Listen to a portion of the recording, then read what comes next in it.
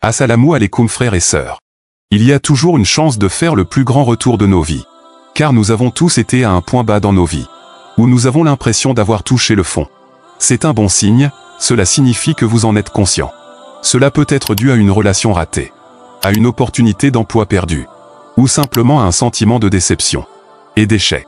Cependant, en islam, on nous enseigne que peu importe à quel point nous tombons, nous pouvons toujours nous relever et nous rapprocher de notre Créateur, Allah. Je vais partager avec vous exactement comment vous pouvez mettre cela en pratique dans votre vie dans cette vidéo. Assurez-vous de regarder jusqu'à la fin. Ne soyez pas faible. Numéro 1. Changez votre état d'esprit. C'est la seule façon d'apporter un véritable changement, et Allah nous a fait savoir qu'il ne change la condition des gens que lorsque ceux-ci changent la condition de leur cœur. Un autre verset nous dit que nous devons changer nos vies et nos propres circonstances. En d'autres termes, Allah vous aidera lorsque vous vous aidez vous-même. En tant que musulmans, nous croyons au pouvoir du changement et de la croissance. Nous nous efforçons de devenir les meilleures versions de nous-mêmes, mais souvent nous nous retrouvons coincés dans un état d'esprit fixe et limité, limitant ainsi notre propre potentiel et notre croissance en tant qu'individu. Mais que se passerait-il si nous pouvions changer notre état d'esprit, passer d'un état d'esprit fixe et limité à un état d'esprit de croissance? Et si nous pouvions libérer notre plein potentiel en tant que musulmans et atteindre nos objectifs avec une nouvelle perspective? Sachez que dans un état d'esprit fixe, nous croyons que nos capacités et nos talents sont des traits fixes qui ne peuvent pas être changés. Nous pourrions penser que nous ne sommes pas assez bons, pas assez intelligents, ou pas capables d'atteindre le succès que nous désirons. Mais cet état d'esprit ne fera que vous retenir, il ne fera que vous faire douter de vous-même. Un état d'esprit de croissance croit que nos capacités et nos talents peuvent être développés grâce au travail acharné, à la détermination et à la persévérance. C'est un état d'esprit qui nous encourage à relever les défis, à apprendre de nos échecs et à les voir comme des opportunités de croissance. Tout le monde a la capacité et la possibilité de s'améliorer et de changer en mieux. Mais tout le monde ne met pas cela en action. Cette capacité, ou plutôt cette décision, est ce qui vous distinguera des autres. Toute la responsabilité vous incombe. Et non, nous ne sommes pas responsables de ce qui nous est arrivé. Mais nous sommes responsables de ce que nous en faisons. Numéro 2. Passez à l'action dans l'ombre. Nous vivons dans une société qui glorifie les possessions matérielles, la gratification instantanée et l'indulgence de soi. Mais en tant que musulmans, nous sommes appelés à vivre d'une manière différente, une manière guidée par la discipline de soi. Avec tant de distractions et de tentations, il est facile de perdre de vue nos valeurs. C'est pourquoi vous devez réduire le bruit de votre vie et passer en mode fantôme. Beaucoup d'entre vous passent probablement la majorité de leur temps à faire défiler les réseaux sociaux. Arrêtez cela. Beaucoup d'entre vous jouent à des jeux vidéo et regardent des films. Arrêtez cela. Ne vous méprenez pas, faire des activités halal est bien, mais seulement avec modération. Peut-être qu'un jeu vidéo halal est acceptable si vous avez besoin de vous détendre. Mais vous devez décider si ces choses valent vraiment votre précieux temps ou non. Et bien sûr, si c'est haram, ce n'est même pas une option. Sans ces distractions, pensez simplement au temps supplémentaire que vous aurez dans votre journée. Une demi-heure de jeux vidéo par jour se transforme en plusieurs heures par semaine. En plusieurs jours de votre temps sur l'année. Quel livre auriez-vous pu lire pendant ce temps? Quelles nouvelles compétences auriez-vous pu apprendre? Qui vous aurait aidé à long terme? Et vous aurait donné la liberté, ainsi que de l'argent, par exemple? Lorsque le propriétaire de la chaîne Vivre dans le droit chemin a utilisé son temps pour travailler sur une chaîne sans visage, il a dû apprendre à éditer ses vidéos, à écrire des scripts, à comprendre le fonctionnement de l'algorithme YouTube. Il ne savait rien de tout cela, mais il l'a étudié, l'a appris et l'a maîtrisé. Vous pouvez choisir n'importe quelle compétence que vous souhaitez. Ça n'a pas besoin d'être une chaîne sans visage, ou même une chaîne YouTube. Assurez-vous simplement que c'est une bonne cause, et mettez-la en pratique. Numéro 3. Arrêtez de procrastiner. Saviez-vous que la procrastination est l'un des plus forts soldats de Shaitan, et qu'il a ainsi défait de nombreuses personnes? Je sais ce que ça fait de se retrouver à remettre à plus tard des tâches importantes, pour finir par se sentir stressé, et se précipiter pour les terminer à la dernière minute. Nous passons tous par là. C'est un problème très courant. Mais en tant que musulmans, nous avons une responsabilité envers notre temps et nos actions. Dans l'islam, le temps est un cadeau d'Allah. Et nous sommes responsables de la façon dont nous l'utilisons, et dont nous le gaspillons. La procrastination revient essentiellement à gaspiller ce précieux cadeau, et à négliger nos responsabilités. C'est une négligence, Comme le prophète Muhammad, que la paix soit sur lui, l'a dit.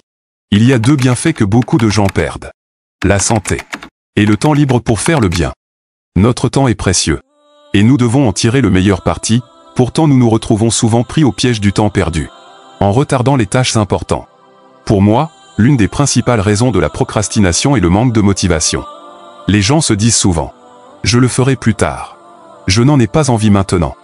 Mais en tant que musulmans, nous devons trouver la volonté de persévérer, de plaire à Allah dans tout ce que nous faisons, de retrouver la pratique de la discipline et de l'autodiscipline. La discipline est une compétence, elle s'apprend. Les gens disent souvent que la douleur de ne pas faire le travail difficile doit être pire que de faire le travail lui-même. Numéro 4. Une nouvelle version de toi-même. Crée une nouvelle identité, un toi meilleur et plus fort, la version idéale de toi-même qui te propulsera vers l'avenir. Tant que tu restes le même, avec les mêmes actions, les mêmes pensées, la même façon de vivre et de ressentir, tu ne changeras jamais. Tu dévies toujours de ta trajectoire et retombes dans les anciens schémas. Pourquoi? Parce que tout simplement tu n'as pas un futur captivant qui te tire vers l'avant. Comment te perçois-tu actuellement? Et comment comptes-tu changer cette image? Imagine la personne que tu peux devenir, dont tu pourrais être fier, crée-la dans ton esprit. Visualise à quoi cette personne ressemble. Et quelle vie elle mène, et Inch'Allah, cela est en accord avec les enseignements de l'islam. Et avec les exemples des Sahaba qui avaient les meilleures caractéristiques. Le plus de courage. Et le meilleur caractère. Réfléchis aux qualités qu'ils possèdent. Crée cette idée idéale dans ton esprit. Et fixe-toi des objectifs, des aspirations, des comportements et des activités pour cette personne dans son temps libre. Et enfin écris-les. Par exemple, cette liste peut contenir des choses comme quelqu'un qui n'a pas de distraction et travaille intensément sur ses objectifs. Quelqu'un qui a une bonne quantité de connaissances. Quelqu'un qui s'entoure de bonnes personnes. Cela te donnera une base solide sur laquelle construire et t'aidera à te transformer en la personne que tu pourrais devenir. Maintenant que tu as défini tes intentions, tu dois les découper en petites étapes réalisables. Réfléchis à comment cette version de toi-même va se concrétiser. Comment elle est devenue ainsi? Qu'as-tu fait pour l'atteindre? Quelles compétences as-tu apprises? Quel processus as-tu suivi quotidiennement? Par exemple, si ton moi idéal est quelqu'un de cultivé, une étape réalisable serait de lire au moins 30 minutes par jour. Ou de terminer le premier module d'un cours sur l'islam.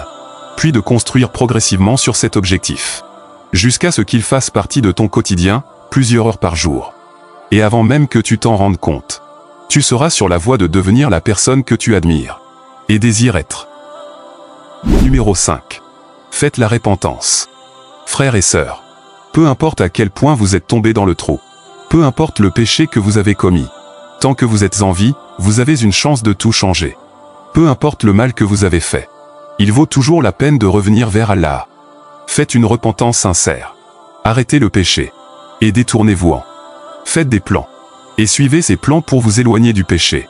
Et surtout détachez-vous complètement des personnes avec lesquelles vous commettiez ce péché. Ou qui vous y ont entraîné. Protégez-vous, protégez votre iman. Engagez-vous à vous rapprocher d'Allah, car Allah peut toujours réformer votre cœur. Mais vous devez prendre les mesures pour emprunter ce chemin. Vous ne pouvez pas devenir une meilleure personne tout en péchant. Et en vous éloignant du chemin qu'Allah a tracé pour vous.